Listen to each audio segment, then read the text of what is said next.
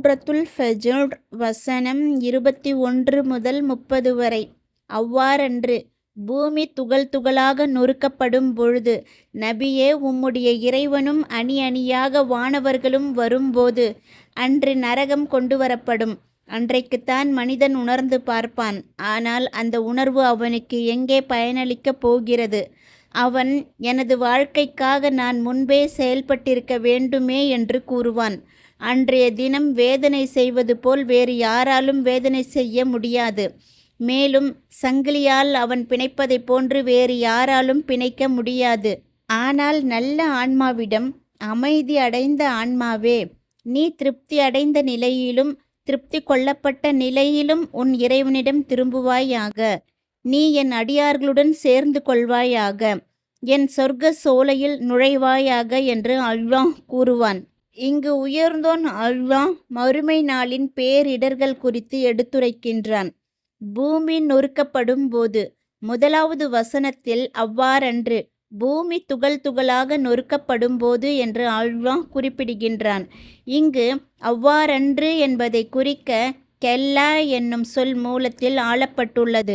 இதற்கு உண்மையாகவே என்று பொருள். அடுத்த தொடர் பூமி துகள் துகளாக நொறுக்கப்படும் போது என்று கூறுகின்றது. அதாவது பூமியானது நன்கு சவட்டப்பட்டு மலைகளும் நிலமும் விரிப்பு போல் சமதளமாக ஆக்கப்பட்டு படைப்புகள் யாவும் தத்தம் அடக்கத்தலங்களிலிருந்து எழுந்து தம் இறைவன் முன் நிற்கும்போது, அணி அணியாக வானோர் வரும்போது.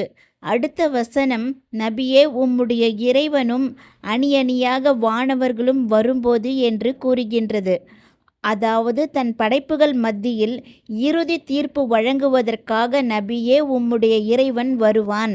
முன்னதாக படைப்புகள் தமக்காக அல்லாஹ்விடம் பரிந்துரை செய்யுமாறு ஆதி மனிதர் ஆதம் அவர்களுடைய மனிதர்களின் பொது தலைவரான முஹம்மது ஸல்லல்லாஹு அலைஹி வஸல்லம் அவர்களிடம் கோரிக்கை வைத்திருப்பார்கள். அதன் பின்பே உயர்வும் வளமும் மிக்க அல்லாஹ் தீர்ப்பு வழங்க வருவான்.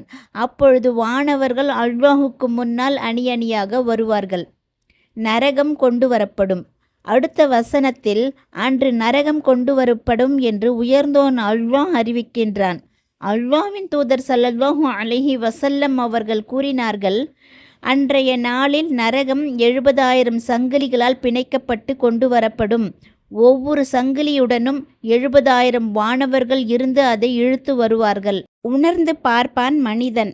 ஆனாலும் அடுத்த தொடரில் அன்றைக்குத்தான் மனிதன் உணர்ந்து பார்ப்பான் என்று உயர்ந்தோன் அல்லாஹ் தெரிவிக்கின்றான்.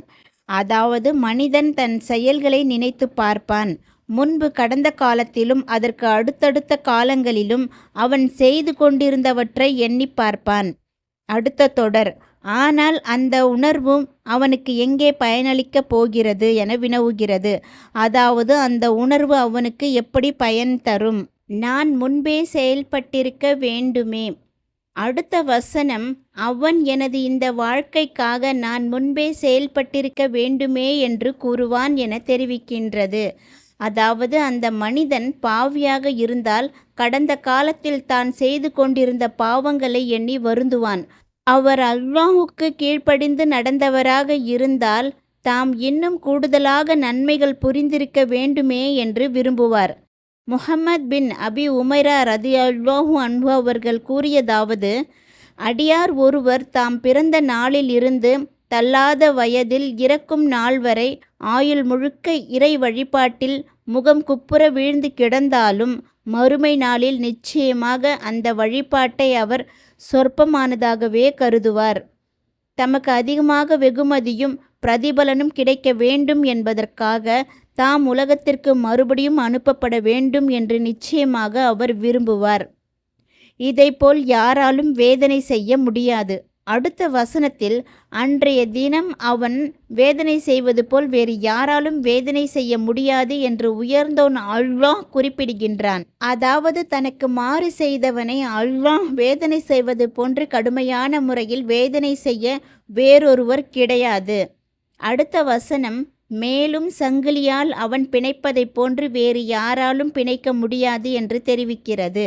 அதாவது வல்லமையும் மாண்பும் மிக்க தம் இறைவனை ஏற்க மறுத்தோரை பிடித்து சங்கிலியால் பிணைப்பதற்கு நரகத்தின் காவலாளிகளை விட கடுமையானவர்கள் வேறு யாரும் கிடையாது. இவையெல்லாம் படைப்புகளில் குற்றவாளிகளாகவும் அநீதியாளர்களாகவும் உள்ளவர் விஷயத்தில் நடப்பவை ஆகும். நல்ல ஆன்மாவிடம் அதே நேரத்தில் அமைதி அடைந்த தூய்மையான ஆன்மாக்களை பொறுத்த மட்டில் அவை சத்தியத்தோடு இயைந்து நடக்கும் சலனமற்ற உறுதி வாய்ந்த ஆன்மாக்கள் ஆகும்.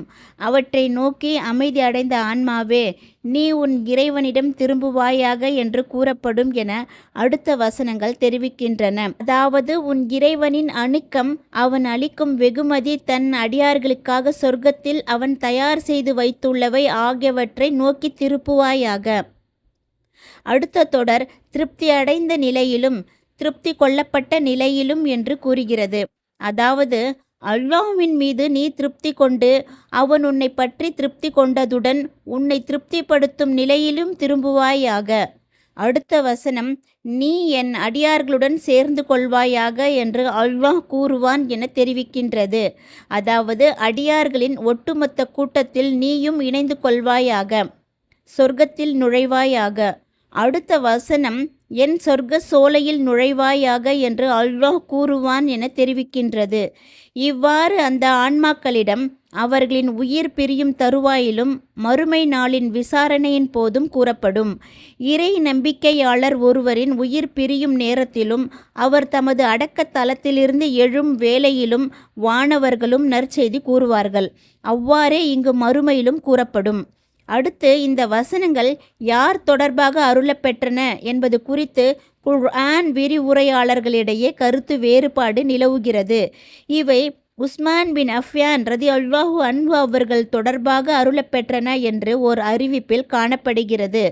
மற்றொரு அறிவிப்பில் இவை ஹஸ்மா பின் அப்துல் முத்தலிப் ரதியல்லாஹு அன்ஹு அவர்கள் தொடர்பாக அருளப்பெற்றன என கூறப்பட்டுள்ளது. இப்னு அப்பாஸ் ரதியல்லாஹு அன்ஹு அவர்களின் அறிவிப்பு. இந்த வசனங்கள் தொடர்பாக இப்னு அப்பாஸ் ரதியல்லாஹு அன்ஹு அவர்கள் கூறியதாவது, அபூபக்கர் ரலியல்லாஹு அன்ஹு அவர்கள் நபி ஸல்லல்லாஹு அலைஹி வஸல்லம் அவர்களிடம் அமர்ந்திருந்த பொழுது இந்த வசனங்கள் அருளப்பெற்றன. அப்பொழுது அபூபக்கர் ரலியல்லாஹு அன்ஹு அவர்கள், அல்லாஹ்வின் தூதரே, எவ்வளவு அழகான வசனங்கள் இவை என்று வியப்பு தெரிவித்தார்கள். அப்பொழுது நபி ஸல்லல்லாஹு அலைஹி வஸல்லம் அவர்கள், இதோ பாருங்கள், இவ்வாறு தான் உமக்கு நற்செய்தி சொல்லப்படும் என்று கூறினார்கள். துஆ.